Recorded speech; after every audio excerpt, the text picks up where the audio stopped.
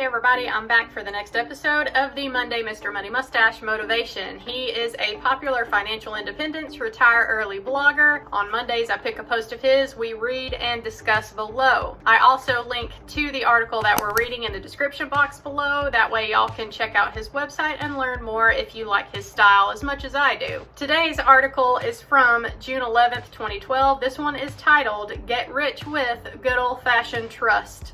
It was the fall of 1992, and the teenage version of Mr. Money Mustache was getting his first peek at a whole new world, the world of the wealthy. I was on a date with one of my first ever girlfriends. She was way too attractive for me, which already induced nervousness. We had been dating for a while, and I guess things were going well because she had decided to introduce me to her dad, who lived in another town. I was ready for terror and interrogation. As we drove up the leafy, winding road to his private, custom-built house, I felt I was entering another league entirely. In my hometown, people didn't live like this. We walked through the front door, and there was her father, a friendly and casual 40-something dude, looking stylish in his faded jeans and sporting a bushy Tom Selleck-style black mustache. The vibe was completely different from any girl's father I had previously met. Most of the dads of my town were strict, conventional, and even a bit irrational in setting rules for their daughters. But this man treated both his daughter and her new boyfriend as adults. He was funny and bright. He told interesting stories about the unsuccessful photography company he was running. After a bit of chit-chat, he gave us a quick rundown of where things were in the house. TV room, hot tub, keys to the fancy car if we needed it. Then he took off to attending a meeting with one of his business partners, leaving us the whole place to ourselves for most of the night.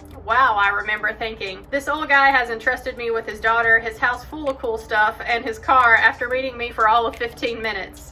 I've never seen anything like it. A feeling of fancy adult responsibility washed over me, and I made a point of not abusing his trust. We even washed all his dishes that night. Over the decades that have followed, I've noticed that pattern in several more places. Successful people are usually more trusting. Less successful members of the middle class are often obsessed with locking up their houses and cars, suspecting that the world is out to get them and avoiding risk. The pattern also seems to apply at the corporate level. The first company I joined after moving to the US had a culture of micromanagement. The employee handbook specified that no personal emails or websites were to cross into the company's network ever. The CEO was notorious for second-guessing coding decisions of individual software engineers. Vacation time was closely guarded, and merit-based pay was almost non-existent. I jumped ship from that job to a better one after only 10 months. The company went out of business shortly after I quit. The next company was a model of employee trust and fair treatment. I was given a generous budget to buy whatever I needed to get my job done. I could book my own business travel without approval. Working time was not monitored, and vacations were self-scheduled and self-reported.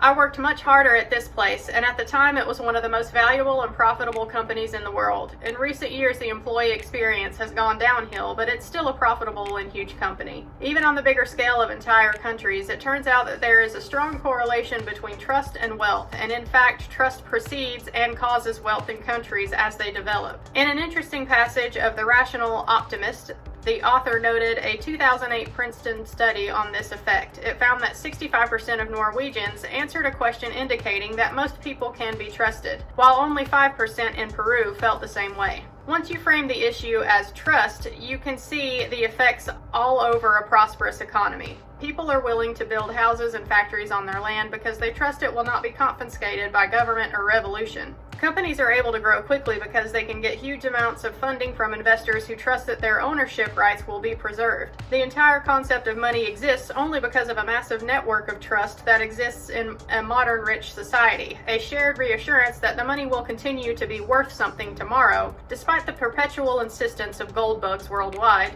Without all of this trust, we would spend much more of our time worrying and devising safety systems and much less time actually getting things done. The effect of trust is amazing when you think about its effect on your daily life. A few weeks ago, I decided to finally repaint the peeling exterior of my house. It's a big place that would have cost at least $3,000 to paint if I hired a contractor. Instead, I told a friend who runs a small painting company of my plans. He mentioned that he gets a 15% pro discount at the paint department of Home Depot, plus he had a one-time 20% off coupon valid on a specific day. We went to the store together and bought my paint along with some supplies each of us needed on his credit card. The store was running a 12 months no interest promotion, which further sweetened the 35% off deal we were getting. My portion came to just under $400. We agreed that I would pay him back before the 12-month period was up. Then we walked out of the store with an enormously valuable haul of products bought only on a signature to be paid back with no interest charges almost a year in the future. Then we further complicated the picture with additional trust. He lent me his $1,000 paint spraying machine, a selection of huge ladders, other painting equipment, and spent a full day helping me get started. No payment was made. I just repaid the favor by helping him an equal amount on his own projects. I also ended up paying back the full cost of the paint through further barter arrangements. In the end, I completed the $3,000 paint job at an out-of-pocket cost of $0, with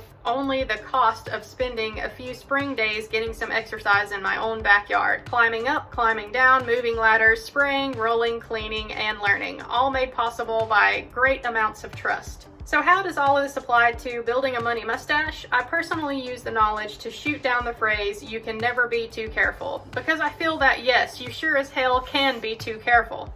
Just as with the recent article on risk and safety, there is always a cost to every bit of caution you apply. Mistrust adds extra cost to every transaction in your life, whereas trust makes those transactions glide nicely. And transactions, whether they are dinner dates, bike rides, work contracts, or friendships, are of course the source of much of life's wealth. Make a point of surprising your own friends, children, and employees by giving them more autonomy and responsibility than you would normally do. Watch them flourish and grow and make your life richer. Give out your house keys to close friends or lend them your car if they need it. You can stop safely short of being a gullible fool, of course. You won't be responding to spam emails or signing up for multi-level marketing schemes or timeshare properties. The beauty of practicing trust is that you also develop the skill of knowing when to dish it out. But if you're not already one of these wealthy, trusting people, you should be pushing your boundaries at least a bit. Occasionally, you will probably get burned, just as I did with the big mistake. But that's no reason to stop trusting. Mistakes are just high-end lessons, and they should only serve you to refine your get-rich-through-trust machine. I've made much more through trust than I could ever possibly lose through past or future mistakes. When you comb through your personal history for evidence on the power of trust and combine it with the scientific evidence that it works at every scale from small to large, you'll find that it's the only rational choice.